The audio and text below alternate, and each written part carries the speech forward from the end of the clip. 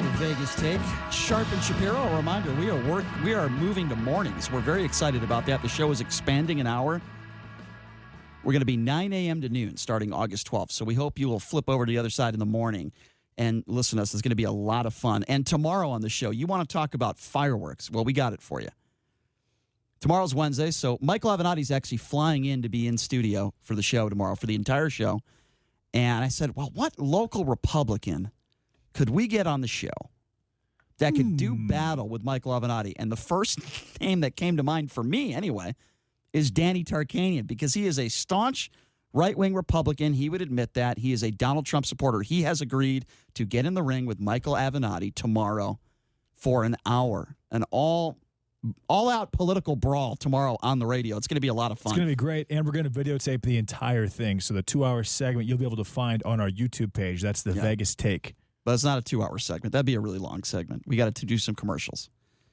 He is in studio for 2 hours. Right. He's in studio. 4 separate segments. He's in studio for the entire 2 hours. I know what you mean. I'm just giving you a hard time. But you can watch it on YouTube. I know what you meant. I'm just giving you a hard time. But we were talking about last segment in regards to this woman, Jew, who Miss Michigan, who was stripped of her crown because of comments she made on social media 2 years ago that I don't think are racist. Call me crazy. Same thing with Dan Le Batard. I think he has the right to speak his mind. Now, ESPN also has the right to say what you can and can't say. Let me tell you something. I am so happy, JD, that we are at this station where we can speak our mind, and we don't have to deal with that crap. I don't know how Dan Le Batard does it every day. He finally just, exploded a little bit. I don't blame him for doing that, and I think he does a good show. And I think Kathy Zhu is an intelligent woman, and I don't think she should have been stripped of her crown. And I think Democrats need to come forward in this situation and show some intellectual honesty and say, no, this is not right. She's allowed to be a Trump supporter. She didn't say anything racist. Let her be. Let her be Miss Michigan. And I actually have a feeling that might happen. The number to call if you want to be a part of the program, 257-5396, 702-257-5396. Let's go to Neil. Neil, what's going on? Hey, Brian. Yes, sir. I would like to just put, the whole conversation about racism and censorship to the side for one moment. Okay. Okay. I'm calling for an immediate, mandatory agility test for Patrick Leahy and Dianne Feinstein. I don't think that's going to happen. It sounds like a political combine, and I'm all about that. Brian, these people, they're drooling on themselves in the Senate chamber. Come on, it's ridiculous. Are you saying that maybe we should get some younger people in the Senate? Is that what you're trying to say, Neil? No, he's saying bench press, vertical leap, shuttle. No, just listen, just bang out 10 jumping jacks. That's all. Well, let me ask you a question. Push-ups. Do you think Donald Trump could do 10 jumping jacks? In his sleep. Without a doubt. There's no doubt in my mind. I disagree. Trump, he could bang out 10 jumping jacks in a second. I think he could bang out porn stars. I don't think he could bang out jumping jacks. Are you kidding me? If we did a wet T-shirt contest, you want to see his flab jumping up and down? Hey, Donald Trump is a happily married man. The answer to that is could, not would. Oh, really? You think Melania is a happily married woman? Very, very happy. Oh, you're out of your mind if you think that. Yeah, go ahead. I'm not squeamish about Donald Trump in a wet T-shirt. I don't want to see him naked. I think he's disgusting. I am. Listen, I want to make another comment. Go ahead. I'm moving a little bit further, all right? Fine. I think that Mueller, he needs to bang out 10 jumping jacks. I'm going to tell you something. Robert Mueller, see, this is what I don't understand when people go after Robert Mueller. I don't really understand. Maybe you could help me with this, okay? This is a man who is he was a decorated soldier, okay, U.S. Marine, a Bronze Star, a Purple Heart, okay? 2 commendation medals, okay? Donald J. Trump is a 5-time draft Dodger, okay? Brian. There's no comparison between the two. He's got the Spurs like Popovich. Donald Trump dodged the military 5 times. Brian, here's a question for you. Who was more of a hero, John McCain or Robert Mueller? I would say Robert Mueller is a more decorated soldier, but John McCain is also a hero. So, I mean, they're both heroes. Robert Mueller has done so many great things for this country.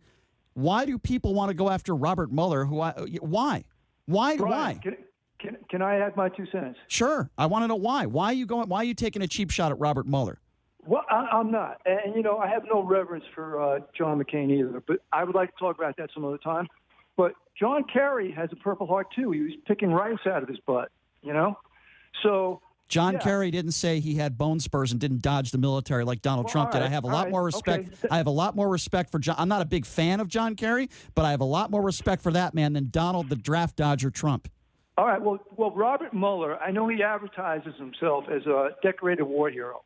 Okay. Yes, Maybe and he that's is. True. He is. I don't know. He is. But I think he's no. a snake. He is. He is. I think he's a snake, though, Brian. What do you mean? Okay. First of all, he is a decorated war hero. Proof is in the pudding.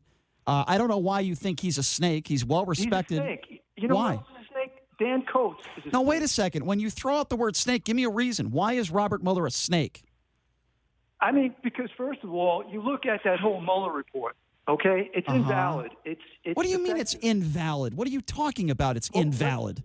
Let's He did watch a it great transpire job. tomorrow. Even your own president, Donald Trump, respects the report. What are you talking about? It's invalid. Brian, let's allow the Republicans to cross-examine him for like the 5 minutes. Fine. But why would you call him a snake? You have no reason to call him a snake. The document is probably written by Andrew Weissman. Okay, who so has you're no making business. gross assumptions about somebody, and that's why you're calling Robert Mueller a snake. All right, I appreciate the phone call, Neil, but I think you are crazy.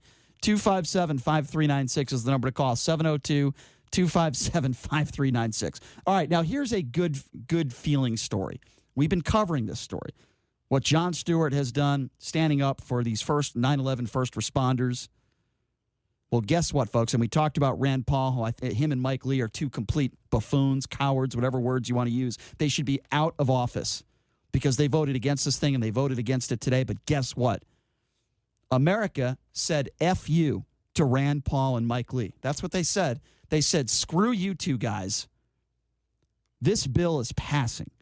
And it passed. And these 9/11 first responder, this fund bill has gone through, and they are going to be taken care of. Regardless of what Rand Paul thinks, this scumbag, he passes a $1.5 trillion tax cut bill for the rich. He's got no problem doing that. But then when we talk about the 9/11 bill for first responders, now all of a sudden he wants to talk about fiscal responsibility. He is a coward, and he is a hack, and I guess a part of me understands why his neighbor kicked his ass. Not that I condone violence.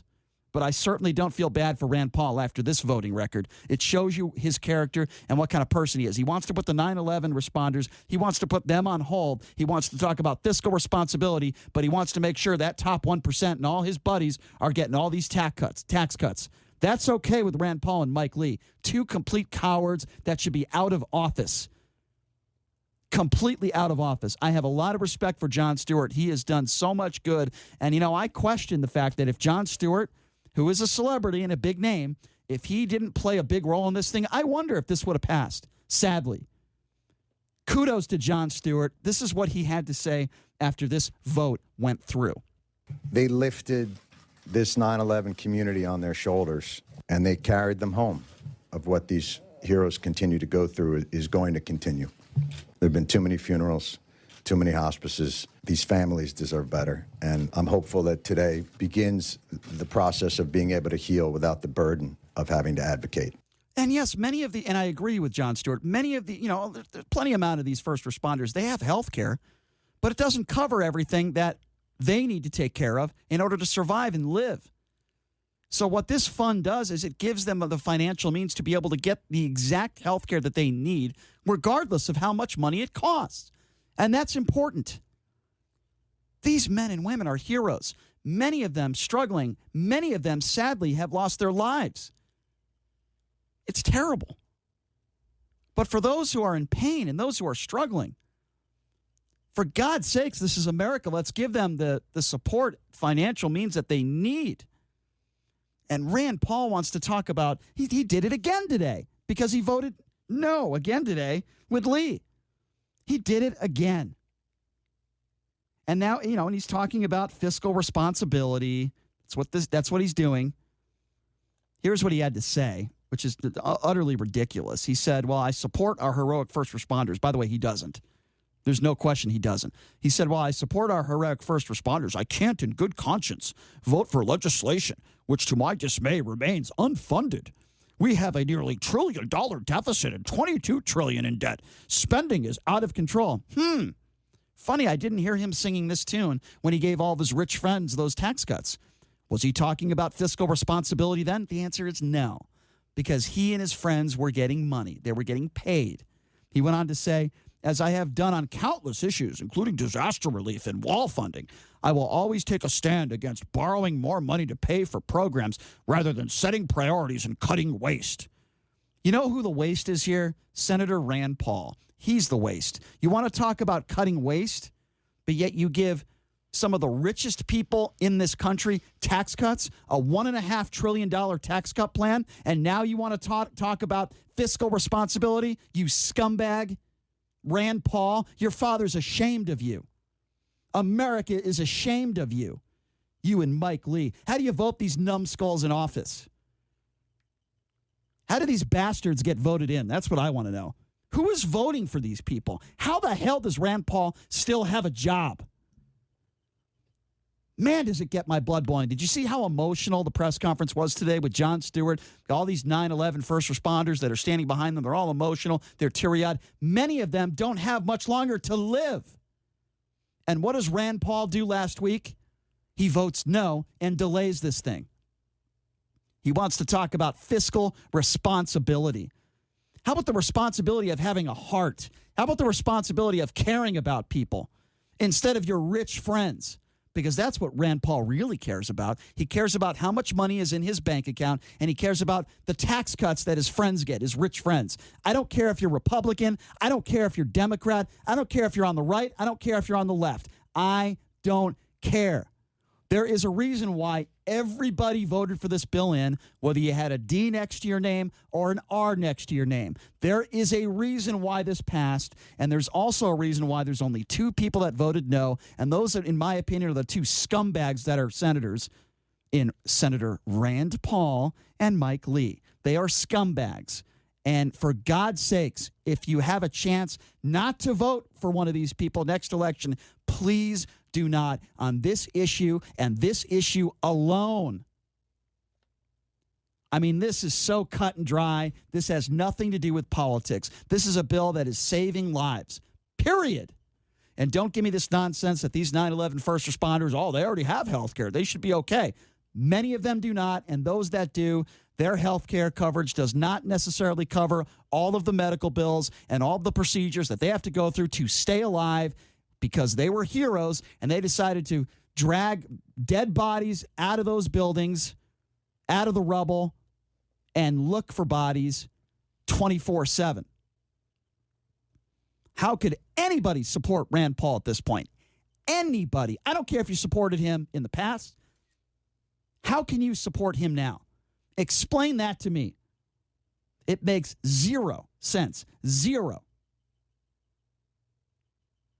And again, if Jon Stewart didn't come out and be at the forefront of this thing, I don't know if this thing passes.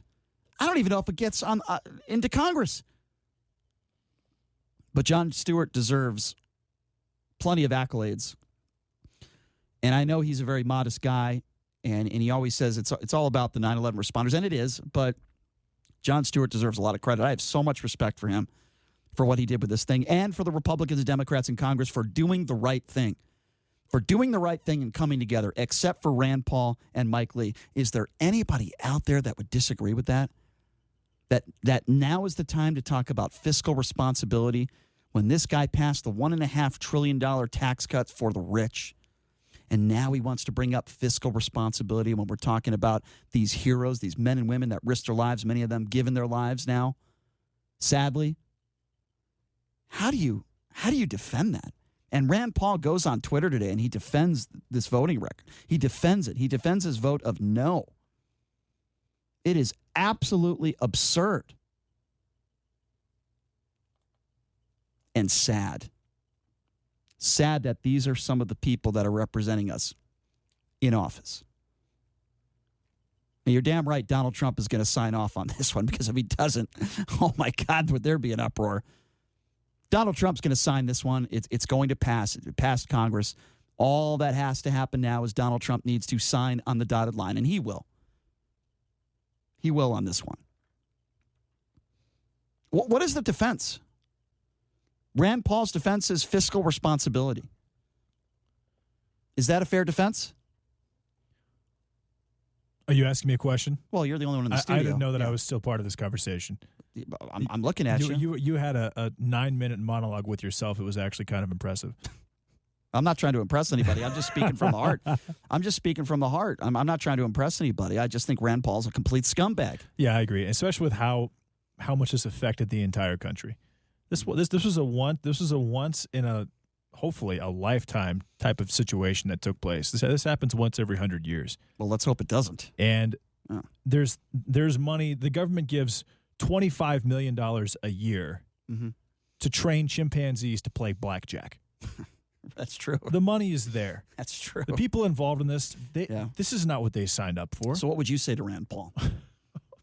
What would you say to him? This is completely ridiculous. It's not even a conversation at this point. I'd say you're a piece of garbage. Your father's ashamed of you. I wouldn't say anything like that, but this is, would. This doesn't make any sense at its surface. And what if he responded by saying, well, we need fiscal responsibility? You know, then I would say, where the money's coming from. Okay, well, then why are we spending $25 million every year to train chimpanzees to play blackjack? I don't know. Are they really doing that? I didn't know that. Yeah, they are doing that. Why? The government spends a lot of money on a lot of ridiculous things. Can chimps count cards? I'm sure they can do it. Yeah. Do they have good money management? Not yet, but they will. Do they split tens? Like, because if I was sitting and next I think to, some are probably in space right now. Because if I was sitting next to a chimp and he was screwing up my cards and he had like 2 face cards and he split, I'd be very, very upset. I would take his banana away. Seriously, that would get me. You know what I mean? If he's screwing up my cards, that'd be a problem. You know, that'd be an issue for me. That might get you the boot, though. You can't just take a chimp's banana away and get away with it. Do they have those basic strategy cards? Are they cheating, or what do you think? It's up in the air at this point.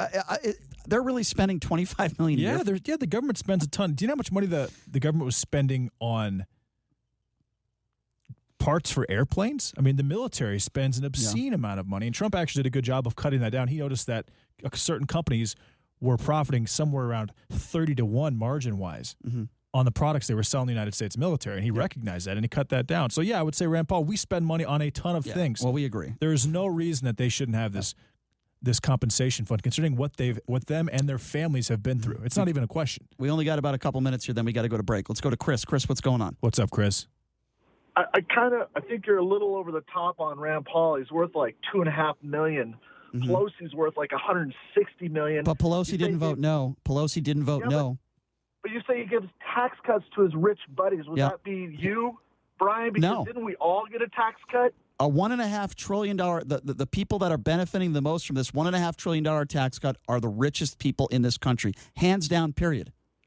Who by far pay the most taxes. Not percentage-wise, they don't. That is absolutely not true. A lot of these people were paying 28%. They went down to 23% thanks to idiots like Rand Paul. With all due respect, Chris, I appreciate the call. I'm going to take one more call real quick. Got about 30 seconds for Brady. Brady, go.